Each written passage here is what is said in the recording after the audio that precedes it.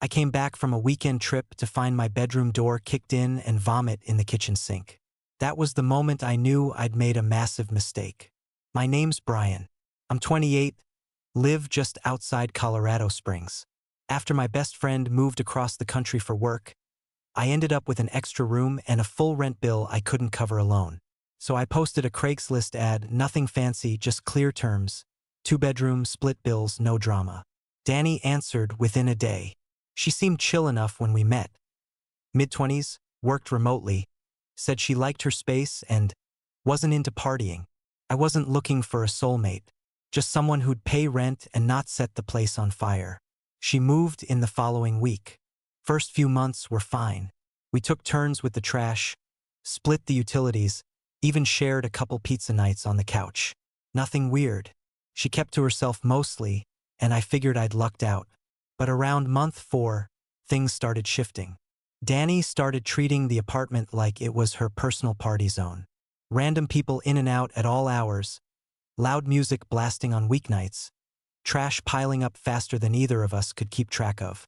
One Friday night, I came home to 6 strangers drinking tequila in my living room while Danny danced on the coffee table. I pulled her aside after that and said, "Hey, I'm not trying to be a buzzkill, but this isn't a frat house." She rolled her eyes and said, "You're being dramatic. It's not that deep." A week later, same thing. Then again the next weekend. Every time I asked her to tone it down, she acted like I was the problem. Still, I held my ground, tried to be patient. Figured she'd get bored of the chaos eventually. Then one weekend, I went to visit my sister in Fort Collins. I told Danny I'd be gone 3 days and left Friday morning. When I walked in Sunday night, the place looked like it had been robbed by drunk raccoons. Couch cushions were soaked with red stains. A chair was broken in half. Kitchen reeked like a dumpster. And yep, someone had puked right in the sink. Not cleaned, just sitting there like a gift. But the worst part? My bedroom door, which I always locked when I left town, had been busted open. Frames splintered, lock destroyed, my stuff rummaged through. I dropped my bag and went straight to her room. I pounded on the door. "Danny, get up. We need to talk." She opened the door halfway, rubbing her eyes like I was the one waking her up too early. I didn't even let her speak. "What the hell happened here while I was gone?" She blinked at me. "What do you mean?" "You kicked my door in. Someone trashed the living room. There's vomit in the sink." "What do I mean?" She shrugged. "Relax. It was just a party. Some people got carried away. I'll Venmo you for the door or whatever." I stared at her for a second. "That's not how this works, Danny." She raised her eyebrows like I was the crazy one. I walked back to my room, took a breath, opened my laptop, and typed up a 30-day notice. Printed it, signed it, walked straight back to her door and handed it over. "You're out at the end of the month. This is your formal notice." She looked at it, then laughed. "Wow, seriously? You're gonna make this into a whole thing?" "I'm not making it anything. You broke into my room and threw a rager. Be glad I'm not calling the cops." She flicked the paper with her nail. "You're such a control freak." Then she shut the door in my face. She moved out 12 days later, unannounced. No heads up, no text. Just gone one morning. Except, not really. She left the place looking like a dump. Kitchen smelled like rotten takeout. Floor sticky from God knows what. Bathroom mirror covered in makeup smudges and hair. She left her broken futon in the corner of the living room and 3 full trash bags piled by the door. Didn't leave a key. Didn't cover a cent of the damage. Never sent that Venmo. I spent the next few nights cleaning after work. Scrubbing stains, replacing the busted lock, dumping her trash because it started to reek. It wasn't just gross. It felt personal, like she wanted to make sure I'd have to deal with her mess even after she was gone. I figured that was the end of it. 3 days later, I get a text from her like nothing had ever happened. "Me and my girls are crashing at your cabin this weekend. Don't be weird about it, 'kay?" At first, I thought she texted the wrong person. I didn't own a cabin. Then I remembered. Months ago, before everything went downhill, I'd invited a group up to my cousin's cabin in Breckenridge. It's part of a shared family property. Everyone uses it through a booking service, and you get a gate code linked to your name for the weekend. That code must have stuck with her. I guess she figured if it still worked, it was fair game. But here's the thing, it was tied to my account. Any damage? Any noise complaint? That'd come back on me. I stared at the text for a full minute. It wasn't even a question. She didn't ask. She just decided. I typed back, "Cool. Have fun." Then I locked my phone, picked it back up, and immediately called the booking company. I wasn't letting her screw up my life a second time. The lady on the phone barely let me finish my explanation before cutting in. "Oh no, absolutely not," she said. "If your code is tied to this weekend and you're not staying, we'll deactivate it now. You'll get a new one by text in 5 minutes." I could hear her typing like a machine gun. "We'll update the file. No guests allowed under your name. If anyone tries to enter, they'll be denied access." I thanked her, hung up, and sat there staring at my screen. That should have been the end of it. Problem solved. But I knew Danny well enough by now to know that logic didn't work on her. She didn't respect rules. She just bulldozed through them and acted surprised when someone pushed back. Friday evening came and I was still at the office. I'd grabbed dinner from the place down the block, threw on a hoodie, and was halfway through answering emails when my phone lit up. First it was Danny, then another number, then 2 more back to back. I didn't even check the messages, just glanced at the screen and let it vibrate. After 5 straight calls, I finally flipped it over. That's when the text started. "WTF is going on? Code won't work. Why is the gate locked? This some joke? You told us we could stay.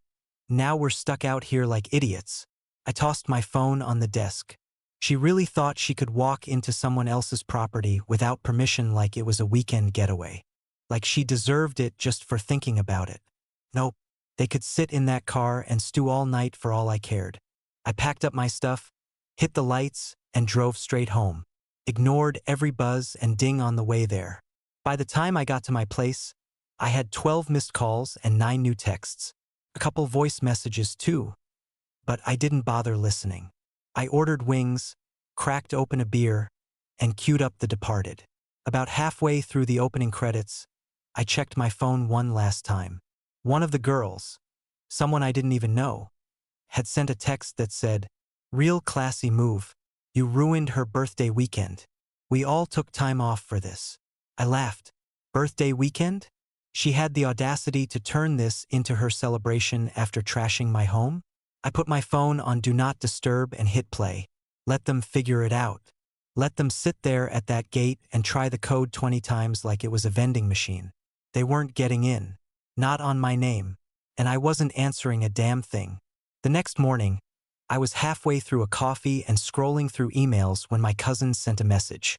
"Yo, you might want to see this. Gate footage from last night." He attached the file without saying anything else. I opened it, put it full screen, and there they were, Danny and her circus. Her SUV rolled up to the cabin gate at exactly 5:45 p.m. Friday. Sun still out, music clearly blasting even through the security cam mic. There were 5 girls in total, all piling out like they were walking into a resort. First thing Danny did was walk up to the keypad like she owned it. She typed something, waited. Nothing happened. Tried again. Then again. You could see her getting annoyed fast. She started jabbing the numbers harder, like that was gonna do anything. Another girl got out, popped the trunk, and they started unloading coolers, folding chairs. One of them had a Bluetooth speaker in hand, still playing music like they were moments from Margaritas on the deck. I hit pause, shook my head, then hit play again. After 10 minutes, they still hadn't gotten the gate open. You could see Danny on her phone, probably texting me, calling me every name in the book. Then it got better. 2 of the girls walked along the fence line, looking for a way over. One actually tried to climb the 8-foot metal gate. Made it halfway before her flip-flop slipped and she almost ate it. I almost choked on my coffee. They stuck around for almost 3 hours. By the end, they were pacing, yelling at the keypad, blasting air conditioning in the SUV while they sat with the doors open. You could see the frustration turning to panic. Eventually, they gave up, loaded everything back in, slammed doors, and peeled off like they were being chased. I leaned back in my chair and grinned. A few minutes later, I checked my phone. New messages. We've been trying for hours. This is insane. Everything's booked because of the festival. There's nowhere to stay. You ruined her birthday weekend. We all took time off for this. Same number from before. I was done playing nice. I replied, not sure what you're talking about. I don't own any cabin. That must have lit the fuse. Not even 60 seconds later, Danny lit up my phone. First it was, you petty little bitch. You did this on purpose. Then, do you have any idea how bad this made me look? Then, can we please just talk? I didn't think you'd be like this. Then she sent a long paragraph about how she just needed a break and wanted to surprise her friends, and how I knew what that place meant to her. I didn't respond, so she flipped again. You're obsessed with control. I should have known. Then, you think you're better than everyone.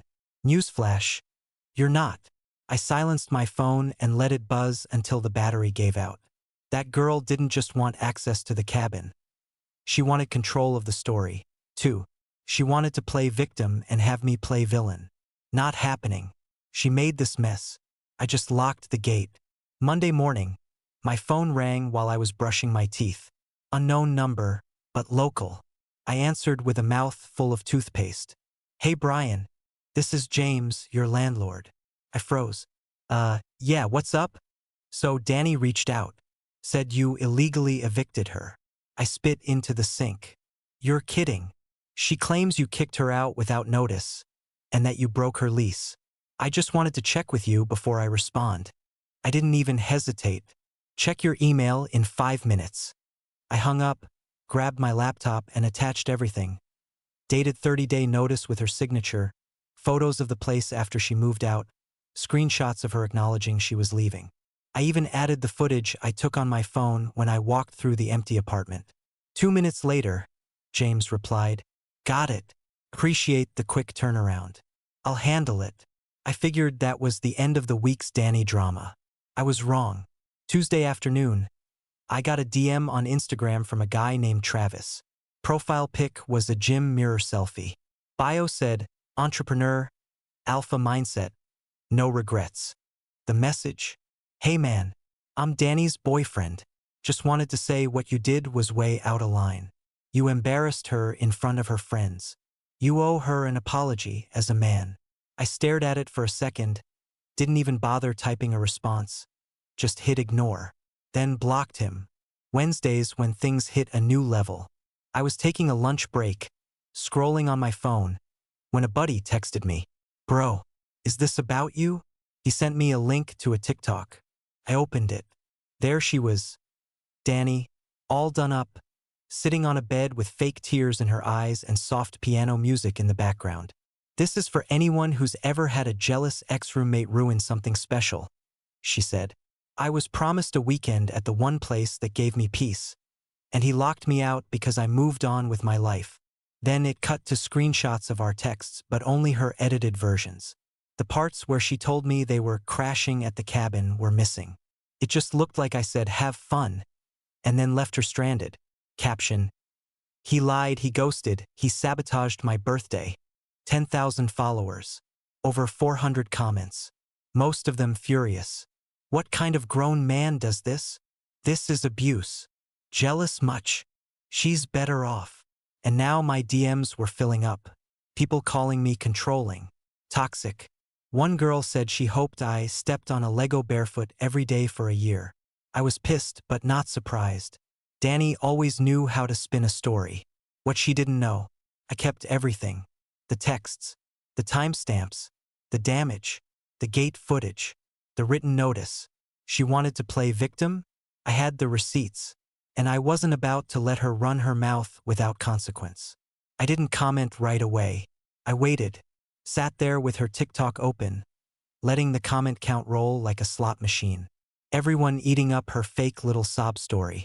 I let them talk, let them call me controlling, toxic, bitter. Then I dropped the hammer. I screenshotted the full text thread, every line. Her exact message saying they were crashing at the cabin. No question. No permission asked, just her claiming it. Then the message where I replied, "Have fun," and called the company right after to shut her down. I added a photo of my busted bedroom door, her Venmo promise to pay, the trash she left behind, and for the cherry on top, her text to me 2 days after moving out, like nothing happened. Then I wrote the comment, "Here's what really happened. She broke into my room, threw a party, got kicked out legally, then tried to break into someone else's property without permission. Don't fall for this." Attached all the screenshots in one comment thread. Took me 15 minutes to get it all in there clean. Then I posted it. It sat up for almost an hour. In that time, hundreds of people saw it. Some even replied, finally pushing back. "Wait, these are receipts. Why would she say crashing if she had permission? Yo, this is different than what she said." I didn't know who did it, but someone took all my screenshots and made a response video. Put everything side by side with her fake TikTok. That video blew up. Within a few hours, hers was taken down. Community guidelines violation, false info, misleading content. Whatever the reason, it was gone. And the comments flipped. Now it was, "She tried to finesse the internet and got caught." Girl said, "Crashing like it was a hotel." Roommate W. Birthday girl L. Thursday morning I was feeling good. She finally got exposed. Then I got a text from Travis. "You ruined her life. Hope it was worth it. I'm coming to your place to handle this in person." That was his first and last warning. I replied, "You show up anywhere near my building, I'm calling the cops. Don't test me." Blocked him again. Screenshot the message just in case. Friday I thought maybe this whole thing was dying down. Then I got a call from my property management company. Receptionist sounded rattled. "Hey Brian, we've had multiple calls from someone claiming to be your sister, your girlfriend, and now your business partner?" My stomach dropped. "She's been calling every day since Monday, asking about your lease, your mail, your unit number, key pickup, everything." I could feel my jaw tighten. "It's Danny. It's definitely Danny." "Yeah, that's what we figured. But we needed confirmation. We've recorded the calls." "Good. Let her dig her own grave. Because this wasn't some TikTok lie anymore. She was crossing a line again. And this time I was done playing nice." The manager called me back 20 minutes later. "Brian," she said, "we pulled the recordings. You need to hear this." She played the first one over speaker. It was Danny, no question. Same voice, same tone, same fake politeness she used the first time we met. She said she was my girlfriend and needed to check on our apartment after a plumbing issue. The next call, she said she was my sister and our family storage was in the unit. But the third one, that was the kicker. She told the front desk it was a medical emergency and she had to get life-saving supplies from inside the apartment. Straight up lying. Using fake relationships. Faking emergencies. I let the silence hang for a beat. "You want to press charges?" the manager asked. I didn't hesitate. "Yes, absolutely. Do whatever you need to do." "Good," she said. "We've started a file. This goes beyond trespassing, it's attempted fraud. We're working with our legal team." I hung up and just sat there on my couch. The place was quiet, finally clean, finally mine again. But that didn't mean the chaos was over. Not even close. Saturday night around 8. My phone lit up with a call from a number I didn't recognize. I almost let it go to voicemail, but something told me to answer. "Hello." A woman's voice, kind of shaky but clearly rehearsed. "Hi. Is this Brian?" "Yes. Who is this?" "This is Danny's mother." I stood up, walked over to the window, eyes locked on nothing. "She told me what's going on," she said. "And I think you're being very unfair. She's always been a free spirit. She just wanted to enjoy a weekend with her friends. She impersonated family and claimed a medical emergency to get into my apartment." I said, flat. "She was desperate," the mom replied, her tone tight. "And you backed her into a corner. You could have just shared the cabin." "She's one step away from actual charges," I said. "I didn't push her. She ran off the cliff." Silence. Then the mom said, You've always been so rigid. Maybe if you'd been more flexible. I hung up. No one was guilt-tripping me into making excuses for fraud. Not her. Not Danny. Not anyone. Sunday afternoon, I got a message from a name I didn't recognize. One of the girls from the failed cabin trip. Her profile picture showed her in a beanie, holding a puppy. Hey, just wanted to say I'm sorry. I had no idea she didn't have permission for that place. She told us it was her family's and you were the one being controlling. I feel stupid now. I replied, you didn't know. Not your fault. She sent one more message. Apparently, this isn't the first time she's lied about having access to something. Last year, she said she had a beach house in San Diego. Same deal. We showed up and it was locked. She made some excuse and played it off. I shook my head. This wasn't about one weekend. Or one apartment.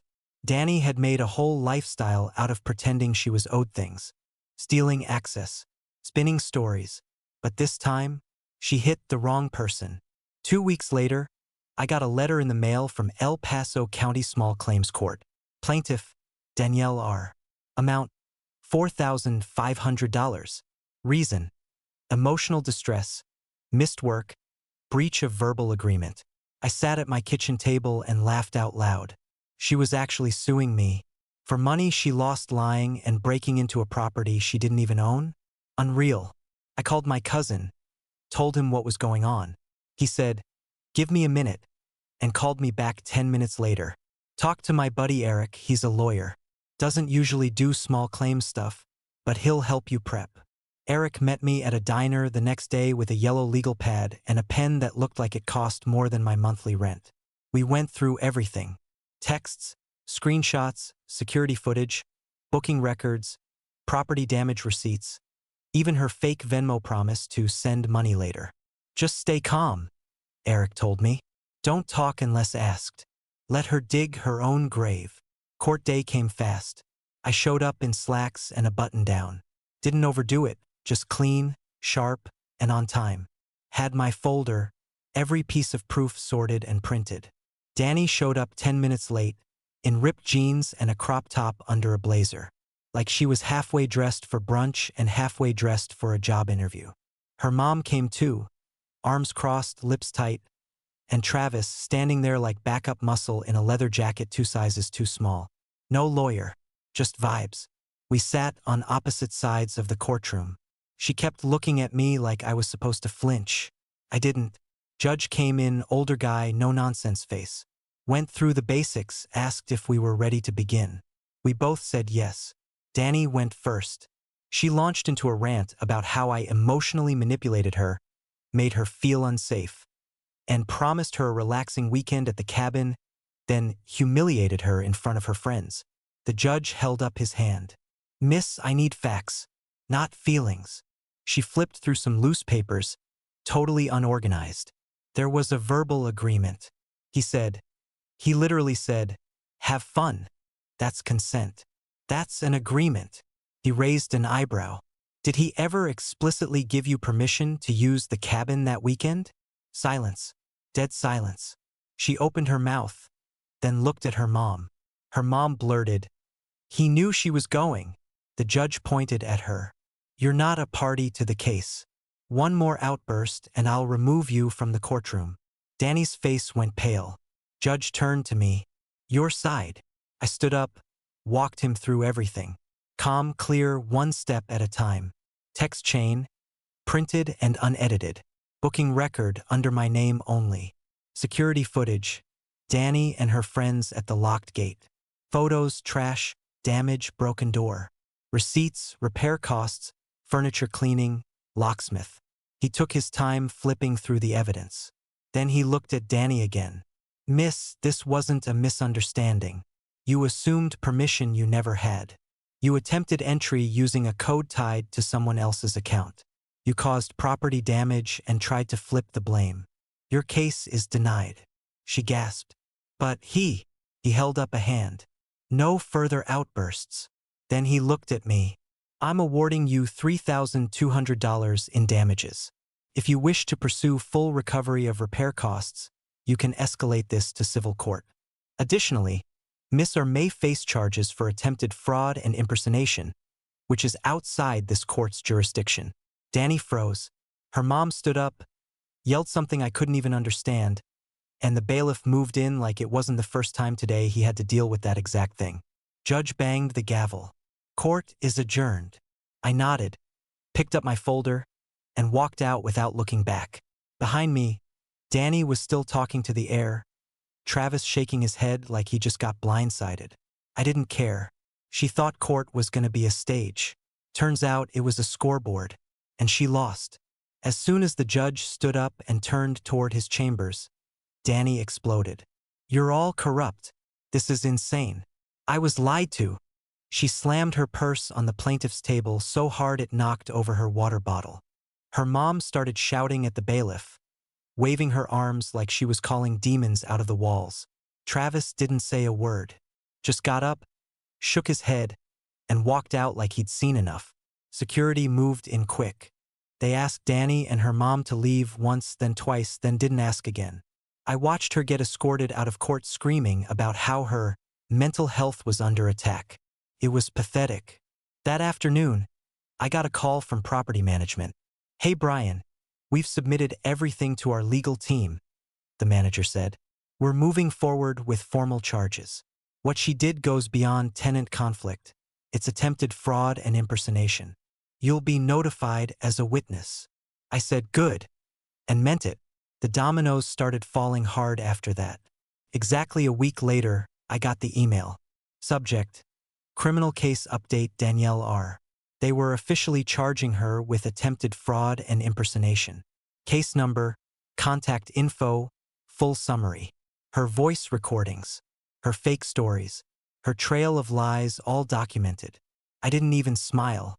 I just let out a breath and sat back in my chair. A few hours later, I checked her Instagram just out of curiosity. It had gone private. Her bio now said, "Healing, growth, boundaries, sparkles." She was posting stories with white text on black backgrounds about being betrayed by people she trusted and silenced by a broken system. Yeah, okay. But people weren't buying it anymore. One of the girls from the cabin trip, Sierra, I think, filed a small claims case for hotel and travel costs. Then another. Then a third. My cousin told me later that week, "She's getting hit from all angles, bro. She's cooked." She really thought none of it would come back on her. She thought posting some filtered selfie and a guilt trip caption would erase everything. Didn't. Her follower count started dropping. People started unfollowing. And the real blow? My cousin sent me screenshots of her original pre-weekend hype posts. "Heading to the mountains with my girl's nail polish cabin life activated. Manifesting peace, good vibes, and champagne all weekend clinking glasses sparkles." And under them, dozens of comments clowning her. "How's the gate code treating you? You manifest that fraud charge too? Girl, you mean someone else's cabin." Even better, my cousin made memes out of the gate cam footage. One was a still of Danny jabbing the keypad with the caption, "When your lies don't unlock the property." Another showed two girls trying to climb the fence with mission impassable across the bottom. Petty? Sure. But after everything she put me through, I laughed my ass off. My landlord called again and made it official. She's permanently banned from the property. If she even steps onto the sidewalk out front, we're calling police. You won't have to deal with her again. And I didn't. Weeks passed. I finally exhaled. Got the carpet deep cleaned. Repainted the living room. Replaced the broken table. Got a new roommate, Rachel. Quiet, professional, reliable. Pays rent on time, washes her dishes, doesn't bring a party crew home on a Tuesday night. It was like detoxing from chaos. I kept my guard up for a while, waiting for Danny to pull one last stunt. But nothing came. No more calls. No more texts. No more threats, guilt trips, or fake emergencies. She was too busy dodging lawsuits now, and I was finally free. Danny still hadn't paid a dime of the $3,200 the judge ordered. I gave it a couple weeks, but nothing showed up. Not a check, not a payment plan, not even one of her usual BS excuses. So yeah, I filed for wage garnishment. If she's got a job, I'll find it. And if not, Well, I'll be first in line the second she does. That same afternoon, Alicia texted me. One of the girls from the cabin group, the one who apologized after it all blew up. You're not gonna believe this. 3 of us are suing her now. Everyone's done with her. She sent a screenshot of a group chat. They'd kicked Danny out. The messages were brutal, calling her manipulative, selfish, a liar. One girl said she'd never trust another vibe trip, invite again. Travis? He was gone too.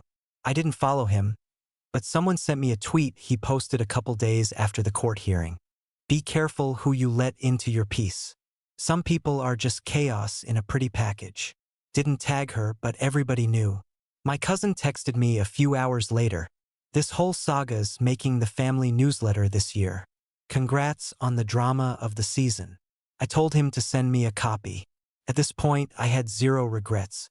She had every chance to be decent, to clean up her mess, apologize, move on like an adult.